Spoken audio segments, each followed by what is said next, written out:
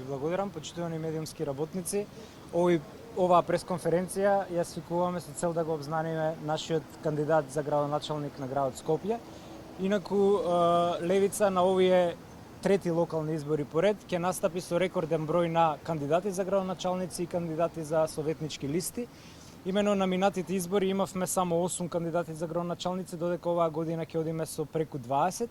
Додека имавме 38 советнички листи, оваа година ќе одиме со над 62, што значи дека покажува дека Левица прераснува од мала кон средно голема партија, затоа што веќе во 3/4 од општините имаме воспоставена инфраструктура на локални ограници. Очекуваме најдобар скор досега и започнуваме со представување на кандидатот за градоначалник на главниот град Скопје, кој што ќе биде нашата најглавен мегдан практично на овие избори, затоа што практично пола Македонија живее во Скопје.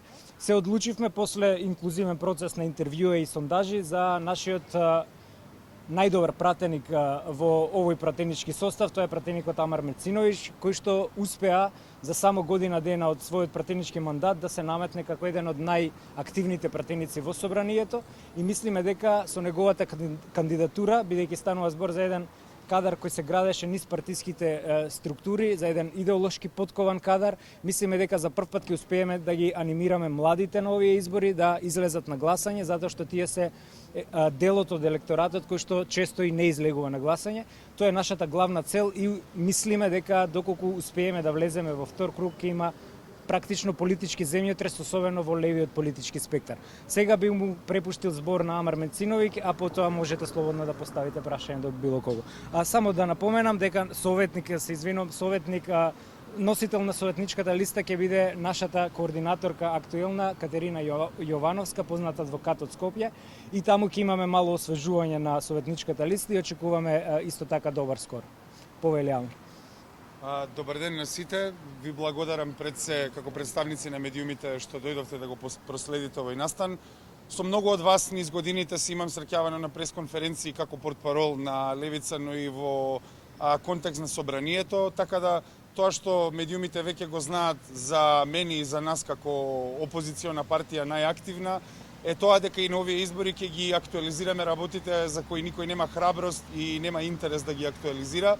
Меѓу другото, оваа кандидатура произлегува од два фактора. Првиот фактор е тоа што јас, иако сега пратеник во Собранието на Република Македонија, имав 3-годишен мандат во Советот на град Скопје и тоа тврдам дека тоа беше најдисфункционалниот совет во историјата на градот Скопје, каде што многу работи се блокира, многу од работите кои беа во интерес на скопјани не се направија и практично со никаква доза на скромност сметам дека нашата советничка група заедно со носителката на овие избори се боревме најмногу за некои прашања кои ќе бидат и централни за оваа наша кампања за град Скопје. Меѓу другото би издвоил неколку.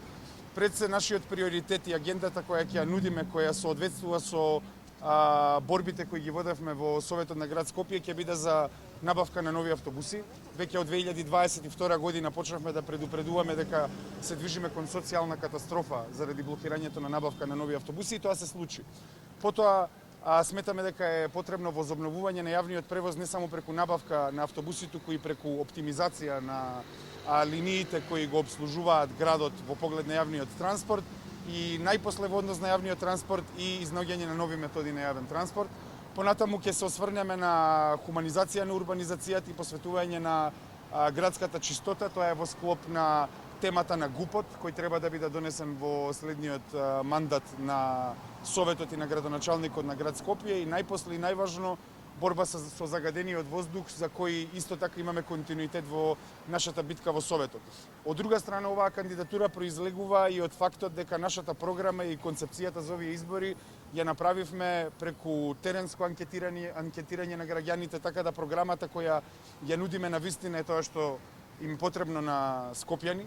Затоа сметаме дека и оваа кампања нема да се однесува само на еден човек, на една партија, туку ќе се однесува на сите скопјани, кои јавниот интерес им е побитен од приватниот интерес, како што гледаме дека е случајот во изминатите години. Во наредните 2 месеци сметаме дека е потребно да се создаде движење на сите скопјани и сите структури во политичкиот дискурс кои сметаат дека треба да се разбие монополот на политички актери кои владеат со нас и сметаме дека тоа ќе го успееме. Нашата кампања ќе се обидеме да биде како нешто што досега македонската јавност не видела во поглед на политичкиот маркетинг и на комуницирањето на пораките, затоа што на наша страна е љубовта за сопствениот град, на нивна страна се парите и моките и мислам дека за она кое ние го нудиме тие немаат одговор. Затоа сметам дека градот веќе е пробуден, ние сме веќе тука, затоа што ова е наша приказна, наша борба за нашето Скопје. Дали имате прашање? Набавка на нови автобуси како ќе се финансира? Ќе се финансира првично, значи мора да биде јасно едно за граѓаните дека тие гласаат нови избори за политичка волја. Значи политичката волја е таа која на нас ни пресуди во изминатите 4 години да немаме автобуси. Јас бев советник, во многу прилики се надевам дека ќе имаме низ медиумите да ги дискутираме овие работи подробно, каде што можеме да влеземе во детали, но јас едно ќе ви кажам, на седниците во Советот на град Скопје се дискутираше за сите можни решенија за јавниот превоз. Дали тоа ќе се финансира преку задолжување на градот, дали преку владиња инјекција, дали преку оптимизација на другите трошоци во градот, сите работи се издискутираа, на крај Скопјани останаа со истите автобуси затоа што немаше политичка волја. Така да на 19 октомври, кога ќе се најдам предложен од левица на гласачкото ливче, тоа е пред се прв чекор за изнаоѓање на политичка волја која ќе сака тоа да го направи. А ние се заложуваме јавниот превоз да ни биде првиот примарен приоритет за кој ќе се бориме и за кој сакаме да приложиме резултати. Рекавте дека ќе размислите и за нови видови на јавниот транспорт. Какви видови конкретно размислувате, бидејќи во опција се повеќе варијанти? Да. Јас мислам дека тоа најдобро би било да се коментира во текот на кампањата. Едно можам да ви кажам дека ние во Советот имавме најмногу советници од ВМРО ДПМН и од СДСМ во изминатиот мандат и секогаш кога дискутиравме за јавниот превоз, првично тие користеа аргументи кои не се соодветствуваат на реалноста, дека јавниот превоз во Скопје го користат само средношколци, а некако да одат најголем дел од нашите работници со јавниот превоз на работа, така да првично тоа беше нивната отуѓеност, а потоа, кога ние веќе во 2022 дискутиравме алтернативни начини на превоз, ја спомнувавме железничката инфраструктура, спомнувавме опции за други некои методи кои ги дискутираме, тогаш тоа беше восприемено како абсурден предлог од левица, но гледаме дека веднаш по доаѓањето на Александар Николовски на местото министер за транспорт, веќе тоа почна да се дискутира. И ова е најважната порака која сакам да ја пратам до медиумите сега. Оваа кампања ние сакаме да им понудиме на Скопје енергија, да им понудиме ведрина и да зборуваме за тоа што може да биде. Јас нема веќе на првата пресконференција да влезам во оспорување на работата на некој друг, иако имаме основан сомнеш тоа да биде така, доколку навистина има волја од Министерството за транспорт и од владата да го санира превозот во јавниот превоз во град Скопје, тогаш нема да им биде проблем тоа да го направат и доколку јас бидам градоначелник. Но сепак ние имаме и уште една јака дут во целата приказна, тоа што имаме најсилната парламентарна група во Собранието, така да мислам дека во комбинација со парламентарната активност на левица во Собранието и нашето действие во град Скопје, доколку ја добиеме поддршката, дека ќе може да се изнајдат решенија за сите овие прашања.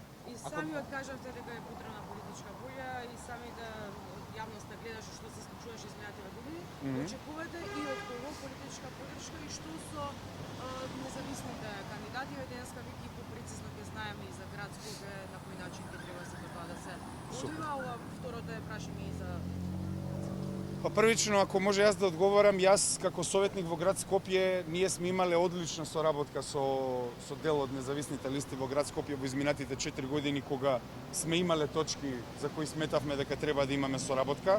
Така беше и за мерките за спречување, тоест намалување на ефектите од загадувањето и за ред други наши иницијативи за социјални субвенционирања. Значи, ние веќе имавме соработка со независните во град Скопје, таму каде што имаше интерес за скопјани. И не само во град Скопје, туку и на многу места во локалната политика ние имавме соработка и ќе имаме волја за соработка и понатаму за се што е од интерес на град Скопје. Ние можеме да имаме многу идеолошки разединувања, но повторно ќе потенцирам дека левица се поставува како сила која тежне е да ги обедини сите елементи кои искрено се борат против ВМРО, ДПМН и СДСМ, кои ни ја кројат капата и кои се во джебот на елитата која не ни дозволува да живееме во сопствениот град по сопствена мерка. Господин Апасиев, на оваа тема, сега кога измените во изборниот законник практично не ја поминаа собраниската процедура, каков изборен процес можеме да очекуваме со оглед на тоа дека веќе алармира и јавноста и универзитетски професори и во делот еден коментар ако може на независните исто. Така, па не очекува хаотичен изборен процес, мислам дека најхаотичен досега, затоа што со 2 потписа ќе може да се кандидира кој сака. Ќе има многу изгубени случаи, но ќе има многу и квалитетни луѓе кои досега не успевале да добијат партиската поддршка. Левица во изминативе 2 мандата се покажа како пријател на независните. Не заборавајте, пред 4 години токму јас и пратеникот Крмов ги блокиравме измените за нивна елиминација на изборниот законник со тогаш амандмански филибастеринг, а сега поднесовме амандман за дупло помалце потписи. Тоа значи дека ние секогаш сме биле на страната нивна и од тука мислам дека тој природен, ако гледате и во соседството, еве Хрватска е пример на некој си црвено-зелен фронт, е возможен и во Скопје, зошто да не. Така што ние со нашето политичко искуство ја нудиме соработката, но мислам дека и покрај дримерското до некаде нивно настапување, но мислам дека во левица тие не можат да гледаат на пријател и секој со својот късмет на крај крајава, ќе видиме колку листи ќе има, но мислам дека ќе биде прилично хаотичен процес, затоа што ќе има до сега невидена можност за само кандидатура, нешто што до сега го немаше и ќе видиме како тоа ќе се изведе. Иако во кулуарите се зборува и за уште еден обид за измени во изборниот законник, зависно од тоа дали ќе се договорат ДПМН со ДУИ, бидејќи знаете дека тие кројат капата на изборниот процес во Македонија. И мислам дека ќе следи уште еден шок до пред изборите и тоа нема да биде ништо ново. Ние сме менувале како држава изборни законици на 2 недели пред избори, така што можно и уште еден шок да претрпат ако се обезбеди Бадентер во меѓувреме. Кога сме више кај Бадентерот, уште едно прашање. Вчера министерот Филков во едно од последните интервјуа посочи дека можеби треба да се направи ревидирање на Бадентерот. Ваш став по однос на тоа? Апсолутно добро е што некој конечно проговори за она што левица го зборува, не ревидирање, туку кинување не треба на Бадентерот. Имено Охридскиот рамковен договор беше привремено решение, а не 2,5-децениско решение. Од тука сите елементи на етнотрибализам ние како левичарска партија сме против, односно укинување на Бадентерот комплетно како уставна категорија. На изборите дали имате соработка со некои други партии, коалиции? Не, левица е позната по тоа што настапува сами пред избори, а за втор круг и за понатамошни соработки стоиме на располагање со идеолошки сродни, но оваа борба првично ја исчекуваме како пресметка во левиот политички спектар, затоа што сакаме конечно да се позиционираме историски како антипод на десничарската ДПМН и да го на еден начин престигнеме историски надживеаниот социјалдемократски сојуз. И благодарам.